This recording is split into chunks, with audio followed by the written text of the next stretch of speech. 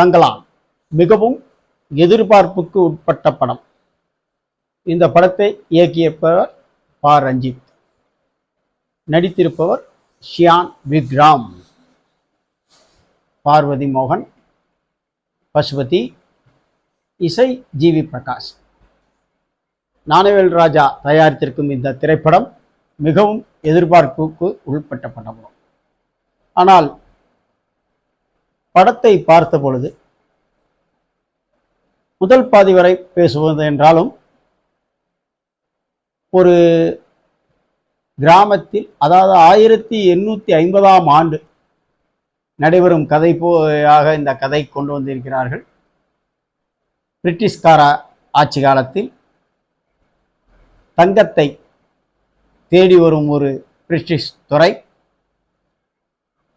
அதை எடுப்பதற்கு அந்த பரம்பரையைச் சேர்ந்தவர்கள்தான் சரியானவர்கள் என்று தங்கலான் தங்கியிருக்கும் கிராமத்தைச் சேர்ந்தவர்களை தங்கத்தை எடுப்பதற்காக அழைத்து செல்வதாக கதை.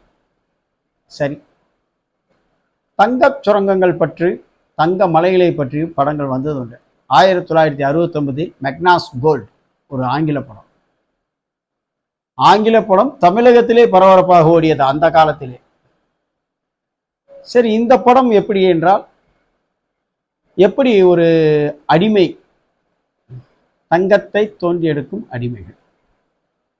இந்த படம் 2013 பாலா பரதேசின் என்ற ஒரு படத்தை எடுத்திருப்பார். அந்த படம் தோட்ட தொழிலாளர்கள் அடிமைகளாக அழைத்து செல்லப்பட்டிருப்பார். கவிதைத்துவமான படம். ஆனால் இந்த படத்தில் அந்த மாதிரி எந்த விதமான ஒரு பதிவும் பதியப்படவில்லை. பல இடங்களில் விக்ரம் பேசும் வசனங்கள் புரியவே இல்லை, தெளிவாகவும் இல்லை. அவருடைய நடிப்பு பிரம்மாண்டம், பிரமிப்பு. யாராலையும் அதுபோல் நடிக்க முடியாது. நடிப்புக்கான ஒரு விருது உலகளவில் கிடைக்கும் என்றால் இந்த படத்திற்காக விக்ரமுக்கு கண்டிப்பாக கிடைக்கும். அப்படியாப்பட்ட நடிப்பு. ஆனால் கதை மிகவும் சாதாரணமாக இருக்கிறது. ஒரு தங்கத்தை தேடி போகும் ஒரு பிரிட்டிஷ்காரர் இவர்களை அழைத்து சென்று கொடுமைப்படுத்துவதாக கூட வைத்துக்கொள்வோம். அது என்ன, ஒரு பெண்மணி, ஒரு மாயாவி, ஒரு மாய கூட்டம், ஒரு பொம்மை சிலை, இப்படி ஒரு மந்திர தந்திரங்கள், ஏதோ பேய் படம் போல இருக்கிறது. சில சமயங்களில் மிரட்டுகிறார்கள். அதையும் தெளிவாக சொல்லவில்லை. முதல் பாதி வரை இப்படியே போய்கின்ற படம், இரண்டாம் பாதியும் அதே போல் சென்று கொண்டிருக்கிறது. படத்தின் அடுத்த கட்ட காட்சிகளை எளிதாக ஊகிக்க முடிகிறது. 4 பாடல்கள் என்றாலும் நச்சென்று இருக்கிறது.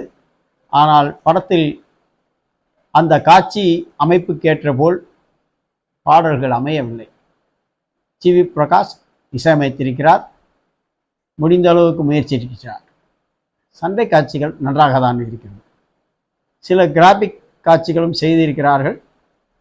ஒரு சிறுத்தை வரும், கருஞ்சிறுத்தை வரும் நேரம் போன்ற சண்டை காட்சிகளும் நன்றாக தான் இருக்கிறது. ஆனால் கதை என்று பார்த்தால் ஒன்றுமில்லை. பரதேசி படத்தை ஒப்பிட்டு பார்க்கும் பொழுது இந்த படம் அதில் பாதி மதிப்பீடு கூட பட முடியாது.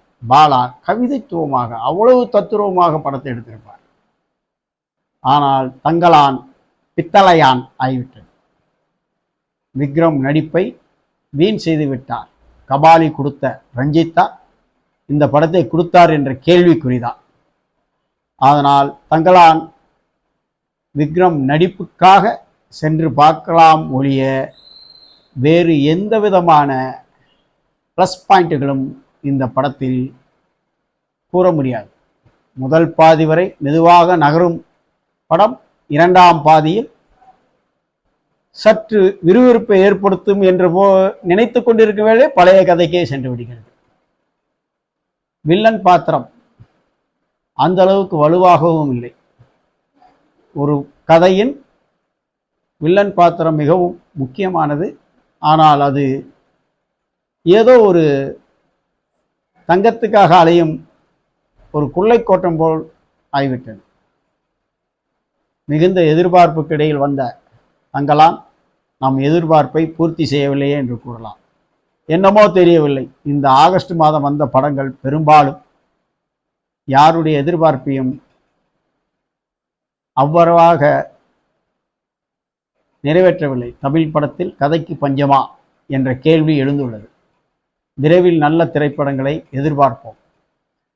இது போன்ற திரைப்பட விமர்சனங்களுக்கு தமிழ் சினிமா ஃபேன் ரிவ்யூ சேனலை ஆதரியுங்கள்.